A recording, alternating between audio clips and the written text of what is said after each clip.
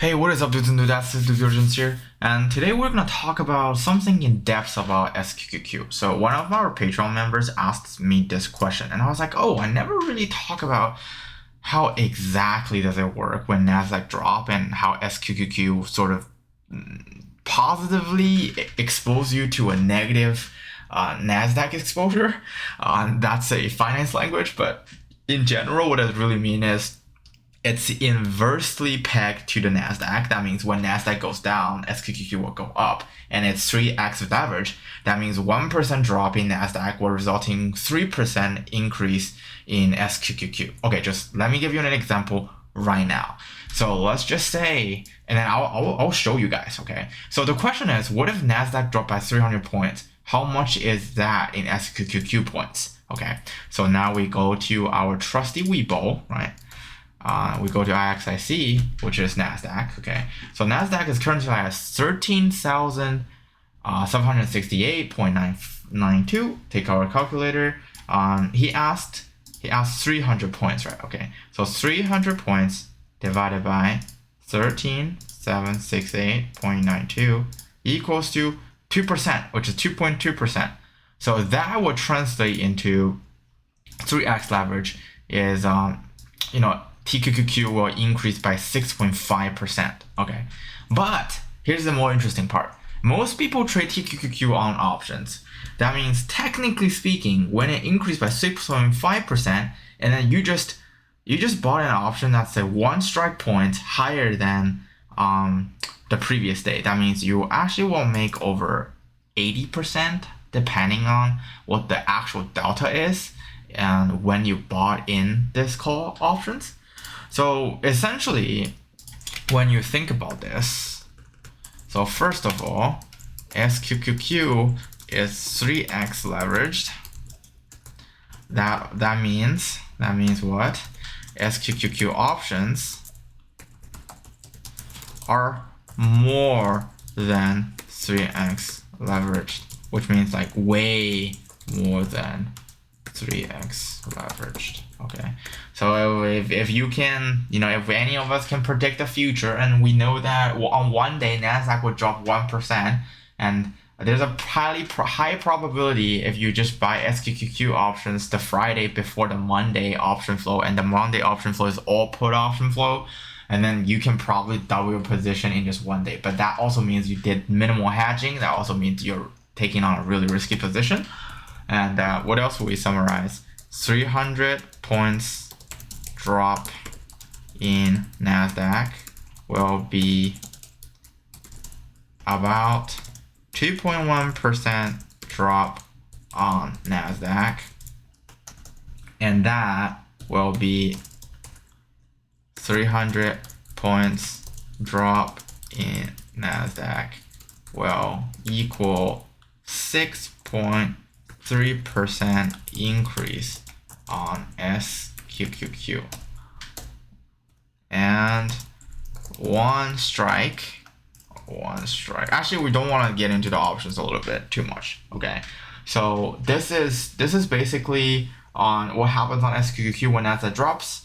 So if we do 100 points.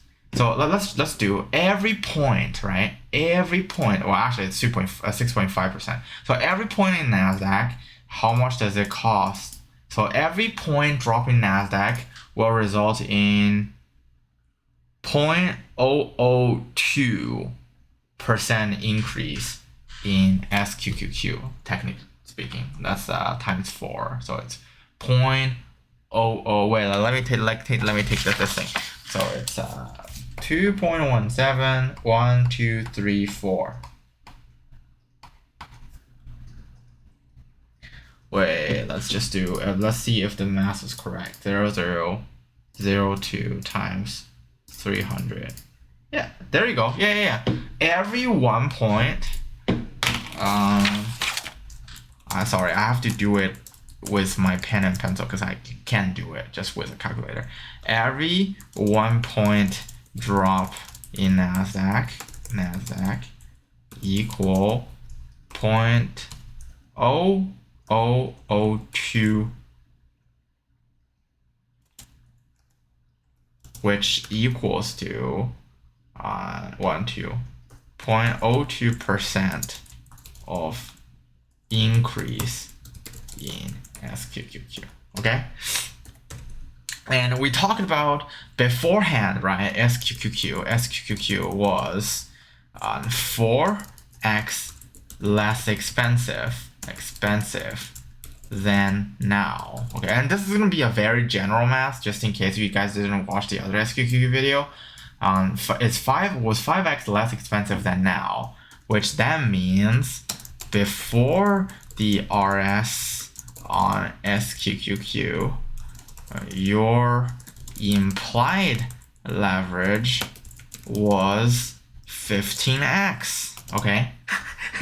Yeah, this is where they get crazy. So which means if you held quote unquote a legacy SQQQ call option at $7, $8, or $9, wait a second, times 545, no, it's not, wait, let's see, it will be $7, $6, and $5, $5, and time value, so it means your expiration day is bigger than, let's do, and you hold, let's just say leap options. You made, this is ridiculous. You basically used a 15x leverage to make around, I think, wait, how much does it drop? 20? So that's, what is 200 times, what is 200 times 15 equals to 30? There you go. So you made a roughly 3,000% on any of those contracts if you didn't liquidate on the day of reverse split. Okay, and this is ridiculous. But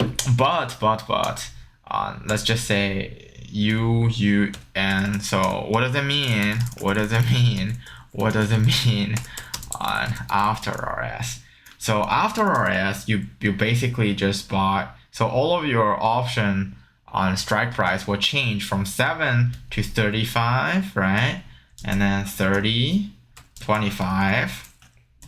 That means your implied leverage decreased to 3x. So implied leverage decrease to 3x. And then let's just say you bought it on a day of the reverse split, which is actually impossible because the options were kind of fucked up on that day. You make around, I think 200 times 3 equals to 600%. Well, technically it's not really 600% because all of the alphas are hedged. So let's just divide by 2. Why do we divide by 2? Wait a second. Yeah, somewhere around that. You make about 300%. It's still good. These are rough estimates, by the way. Rough estimates. But again, like the timing of buying all of those is a little bit different. And the 3x and this 15x are based on a $7 strike price instead of the 6 and 5, because we're assuming that we don't buy the money that are way in the money. We buy options that are a little bit out of money for value reasons. Okay, but we forgot one thing. Okay, so with the RS on SQQQ and on S split on TQQQ, the general market became harder and more expensive to short in general. Okay, I don't really want to do the detail math, but if you just want to do a math, so let's just do proportional probability. Actually, let's just do a very simple thing. It's a 1 in 2, right? It's a 1-2-2 split, and you have a 1-2-5 reverse split.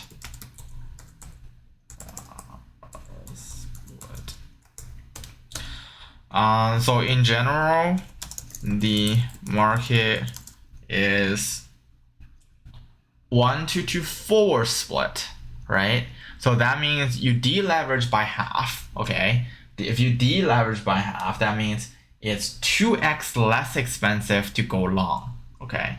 Which also means it's almost 2x more expensive for you to go short, right? Well, technically it depends on your perspective. And then because it's already 1 to 5 reverse split, that means it's 5x more expensive to short, plus the 2x implied leverage. We give them a 50% discount. We give them a 20% discount, okay? Because we haven't looked at the delta and all of the other Greeks too. We can actually do a very detailed video if you guys really wanted it. That means it's actually 8x more expensive to short in general. Which in other words means the market is anticipating a drop. And yeah, this is it for the video. So this is some logic that you can see on SQQQ and TQQQ. And in the next video, we're probably gonna talk about a little bit about the Nasdaq's downward cycle. So in case you guys just want to know, you want to look at the 5% cycle. There is a 15% cycle, and we have the 23 to 25% cycle. Okay. We'll get into that in the next video. We probably will, unless you guys don't watch this video, then, who knows? I might not put on that video. Alright, see you guys on the upside. Hopefully you guys love this video. Smash the like button and subscribe, okay? Comment down below if you have any questions.